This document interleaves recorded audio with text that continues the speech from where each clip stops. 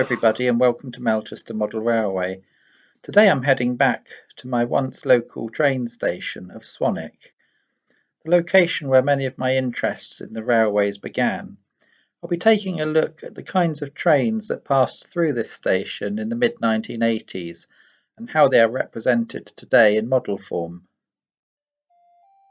Swanwick, not to be confused with Swanwick Junction, the heritage railway station on the Midland Railway, lies on the line between Portsmouth and Southampton.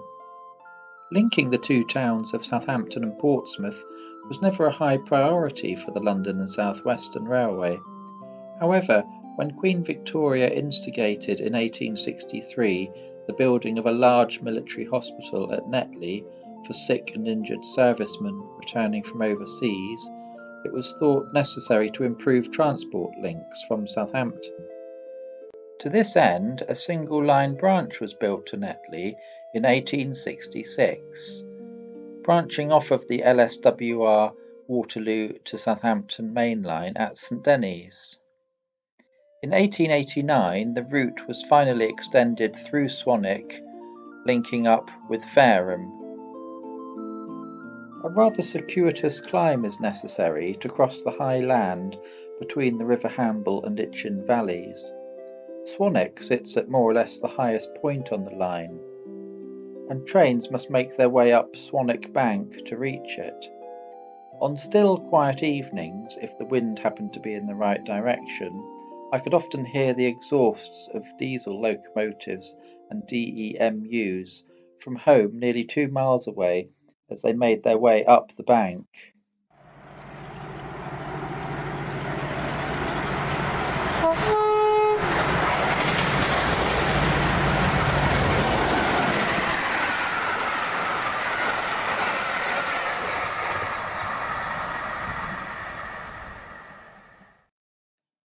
This early view of the station emphasises its rural location. It shows the ticket hall and ivy-clad station master's house with its attractive projecting brickwork and chimney stacks.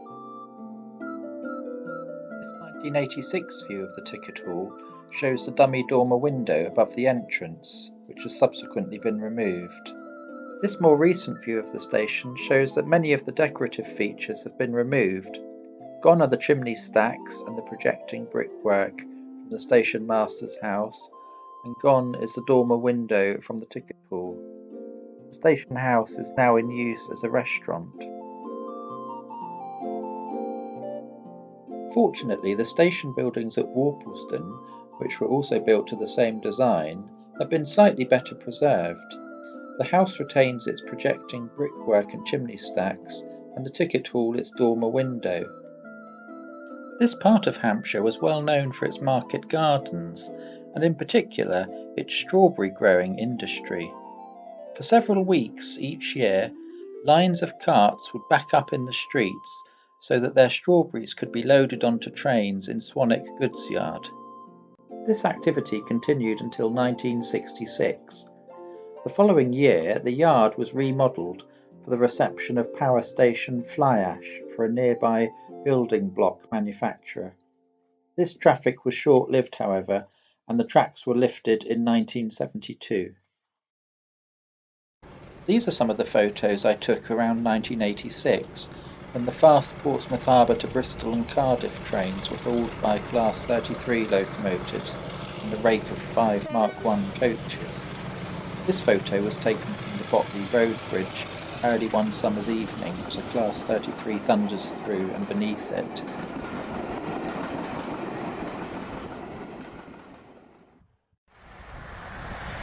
Coasting down Swanwick Bank here and about to round the curve at Glen Road Bridge, before crossing the River Hamble and passing through Basildon Station.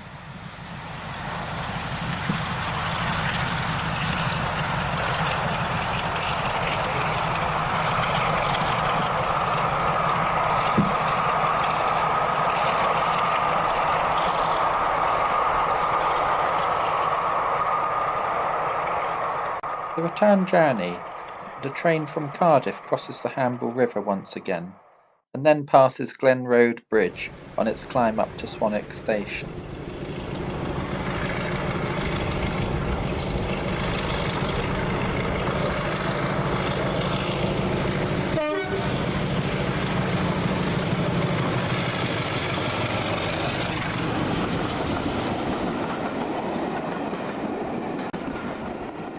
I was lucky enough to snap 33056, the Burma Star, which happened to be my favourite member of the class. This was mainly due to the fact that Lima had made a model of this locomotive. My model of the Burma Star received so much use that it's no longer working. However, here are some pictures of when it was working on my 1980s loft layout. Check out my video that I made about this layout and some of the other Lima locos that were in my collection. A Lima Class 33 that I still do have is this one, 33105. I overhauled its motor, replacing the brushes and the traction tyres, and hardwired it for DCC. It now runs much better under DCC control than it did previously. Let's have a look at it running on the layout.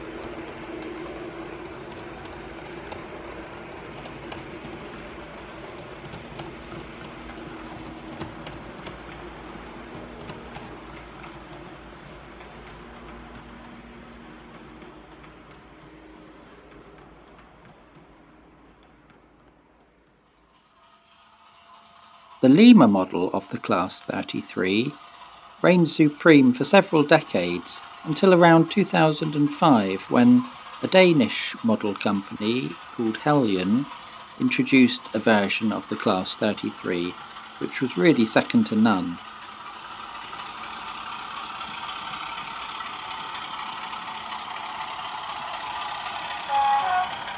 This is the Hellion model of 33056, the Burma Star, released in around 2018 and fitted with sound.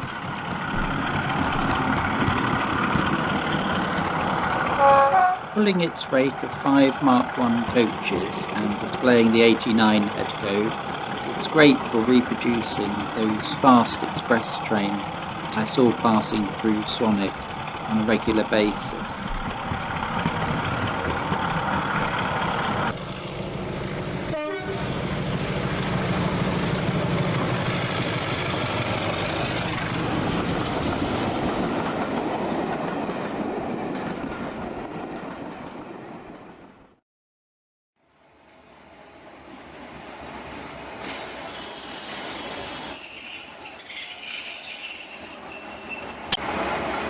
The hourly stopping service on the line was operated by diesel-electric multiple units, namely the Class 204, 205 and 207. I snapped this picture of a couple of thumpers at Swanwick in about 1989, I think, just as the line was being prepared for electrification and the station was being renovated. The writing was certainly on the wall for these units. You can just make out at the far end of the platform the red structure, which is a temporary footbridge that was in place as the original LSWR designed footbridge was being restored. These early photographs show the original LSWR footbridge. The sighting of the temporary footbridge enabled me to take a photograph of the former goods yard, which you can see on the right being used as a storage area. It now forms part of the station car park.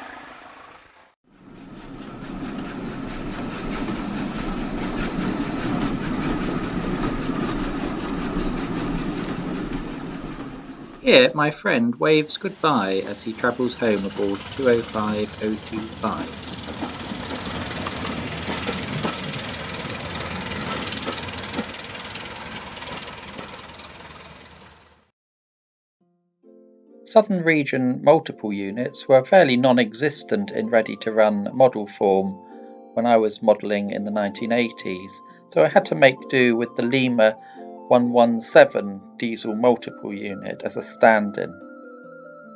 Not quite the odd choice that at first you might think, as these multiple units did run on occasion between Portsmouth and Bristol, I think sometime during the 1970s, along with some other unexpected forms of traction, such as the Class 31 and Class 35 Hymex. In 2010, the Kernow Model Railway Centre, in association with Bachmann, announced the first ever model of a Class 205 in ready-to-run form. I picked up one of these models in around 2012. At the time I was starting to build my Melchester layout. When these diesel-electric multiple units first appeared in 1957, they originally appeared as two-car units, which is what is depicted here in British Railways green livery. Not only did Kernow and Bachmann produce a superb model, but they also gave us sound-fitted examples. So for the first time in model form, we could listen to the wonderful sound produced by the English electric engine, which gave these thumper units their nicknames. Let's have a listen.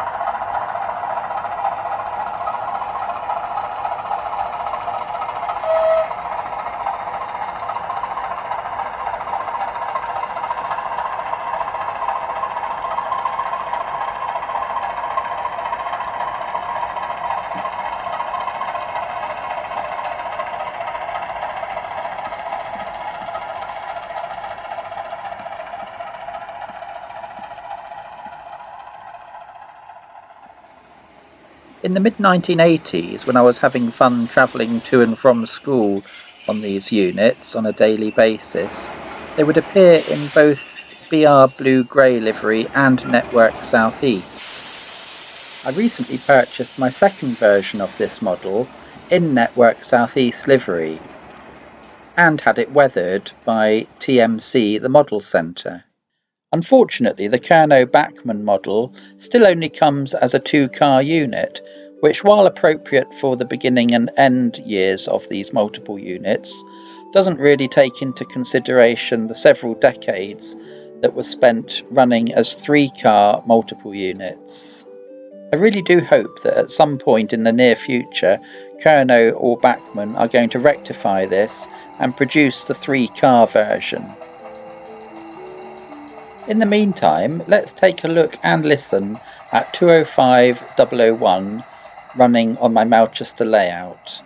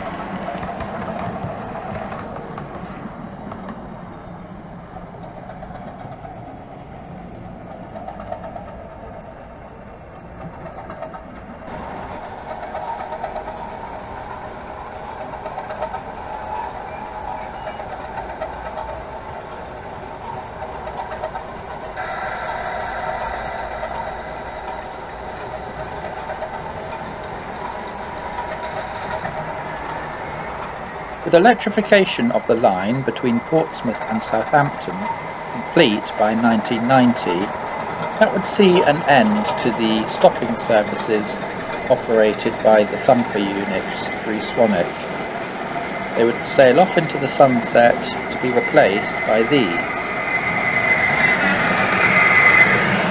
4-car electric multiple units, namely the 4-6 and 4 VEPs. 2 years previously, the introduction of the May 1988 timetable brought one of the first big changes to loco-hauled services that I'd seen on the line. The dreaded letter S had appeared above services that had previously been operated by Class 33 and 5 Mark I coaches. S for Sprinter. I remember getting myself up to Swanwick Station early on the first morning of operation, catching the 7:28 train to Southampton. It was sad to think that the Class 33s were no more on their Portsmouth to Cardiff services, and were now replaced by these 2-car multiple units, Classes 155 and subsequently 156. This one seen here at Portsmouth Harbour. I snapped 1 or 2 other shots of the Sprinters shortly after they were introduced.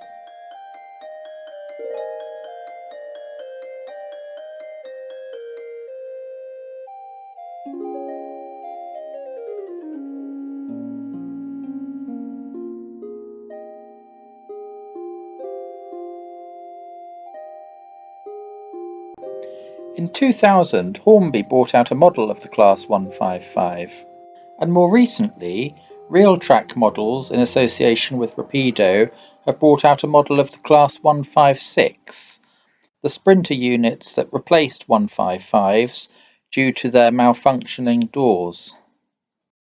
Let's take a look at the moment Sprinterisation took over at Melchester, and the poor old Class 33s were usurped by these super Sprinters.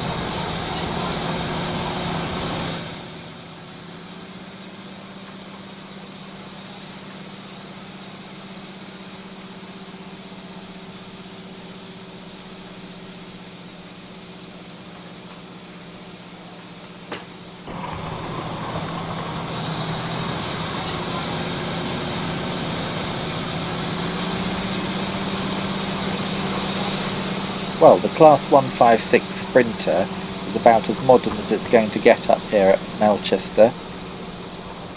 Well, I hope you've enjoyed that little slice of history from the 1980s and that look at some of the trains that I remember passing through my once local station of Swanwick. Thanks for watching, and until next time, this is Chris saying bye for now.